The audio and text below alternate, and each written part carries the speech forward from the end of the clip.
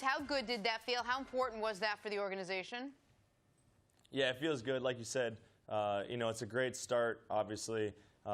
You go through training camp, you go through OTAs, and you do all that, and you're just kind of preparing for that week one, and it's a long process. So it felt good to be back out there with our teammates and kind of show what we can do a little bit. But we have a long ways to go, and now we're focused on Green Bay. Adam, I'm so glad to have you on the show. You always know that you're one of my favorites and everything. You're a great example of hard work, discipline, and it being paid off. We got a lot of diva wide receiver news going around the league. I'm so glad that my Vikings receivers aren't involved in that. I'm so glad AB's not there. Now, I know Diggs got a little diva in him. Now, Diggs told me on the slide, Where are we going? Hey, this guy right here, he got a little in him, but not as much as myself. Are you and Diggs going to be wearing a watch this weekend? Because my partner over here has been telling people all morning, it's okay to wear a watch. It's okay. It's okay. Will you have on a watch when you go to Lambeau Field this weekend? Well, Diggs actually holds me back from being too big of a diva, so he's got my back on that. But I don't know. It depends on what company's going to promote us and give us a good watch to wear. Thank you, Adam. That is a great answer. And now I'm going to get to the football. Great job, Adam Thielen. All right, it's not very often you can have 43 receiving yards, and that's nearly half your team's receiving yards, and you guys win going away. I thought I was watching Chris's old Ohio State Buckeyes. We're going to throw the ball 8 to 10 times and just grind it out. It was a very different game for you guys. Great game because of how you dominated time possession, how you dominated the Falcons throughout. How different was the start of this season to when you think the beginning of last year when you guys aired it out as much as any team in football? And tell me about that approach going into the year. Yeah, it's a lot different, but at the same time, for us, we don't really care. As long as we're winning ball games, it doesn't matter how we get it done. We're going to have games like this where you have a ton of rushing attempts and you're able to run the ball efficiently, so you don't need to pass. But there'll be other games where we'll have to throw the ball to win. We'll have to convert key third downs, and we'll have a tough time running the ball. So teams are going to key on our run game when you have an explosive guy like Delvin back there. And that's when we have to make sure that we're prepared and ready to make plays in the passing game. How much will you guys actually lean on him now that he's healthy moving forward?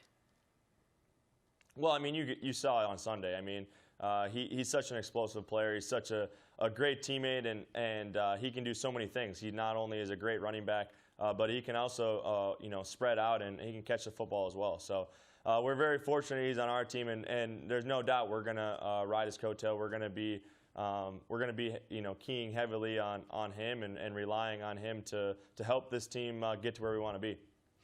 Thielen, as a Vikings fan, I'm very, very fortunate. Last season, you guys eclipsed 100 catches, first time in Vikings team history. And, man, them records up there for the Vikings, they're hard to break. They've had some pretty good receivers. What are you and Diggs talking about going into this year that would allow the team, we know they want to run the ball, but how you guys would play to improve to get you back into the playoff hunt?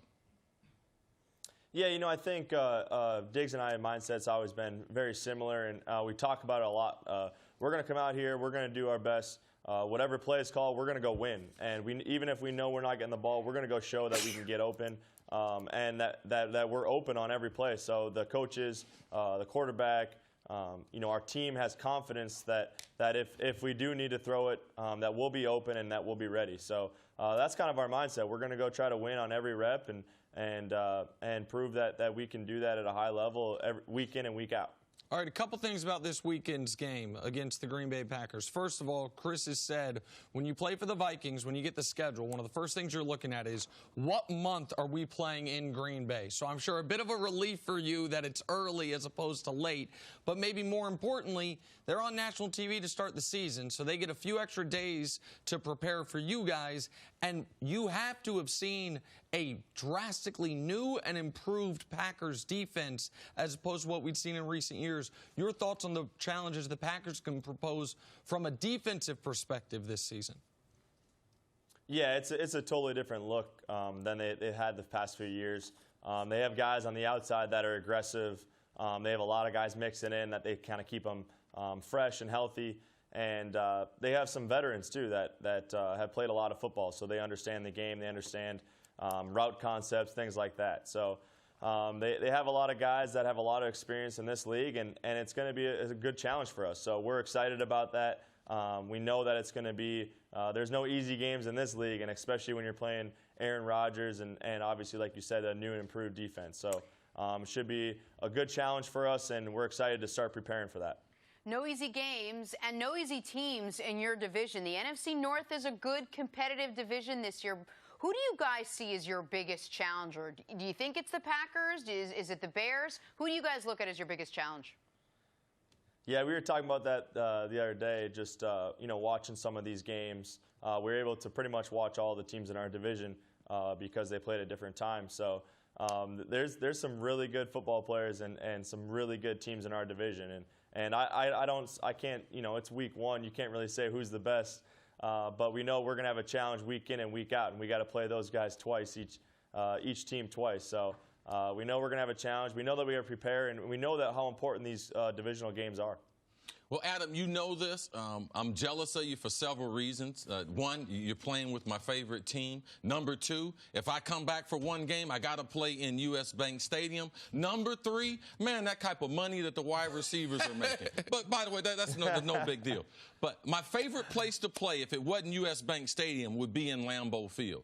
Explain to sports fans what you're getting ready to experience Sunday when you play the Pack in Lambeau. Yeah, there's no doubt. Anytime somebody asks me, where's my favorite place to play other than U.S. Bank, it's definitely Lambeau. I mean, there's really nothing like it. It's not necessarily how loud it is because it's not the loudest stadium, but I think it's just the feel. It feels like football. There's bleachers in the stands. Like, what NFL stadium has bleachers? And, as far as, advertisements, there's not a whole lot of advertisements. Pretty much everything is green and gold. So it's a very unique place. It's a very cool place and a very fun atmosphere as a football player to play in. You guys had such a potent rushing attack on Sunday that Kirk Cousins got in on the action. 6 carries for 4 yards, not a very impressive average. However, a very impressive touchdown and touchdown celebration from Kirk Cousins, and you are prominently featured in this.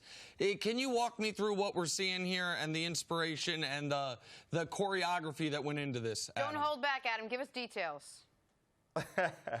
Well, Kirk is very intrigued by our dance moves, mostly digs, but we all kind of mix in some that we like, and so he gets very intrigued and he wants to learn them and then wants to do them on the field. So I was a little caught off guard that he was going to pull it off week one, but it was a good dance. He pulled it off, but that was all credit to Diggs. That was his dance move. I see your rookie centers coming in there, and then he sees you guys dance, and he's like, "No, I'm going to sit out on this one." Yeah, we got to keep him up to pace because I don't think he's ready for what he's in for as far as our celebrations go. All right, Adam, we thank you so much for joining us. Thanks for watching. Subscribe here to get the latest from the show. Also, be sure to check out more of the best clips from First Things First, or go watch a few segments from our other shows on FS1.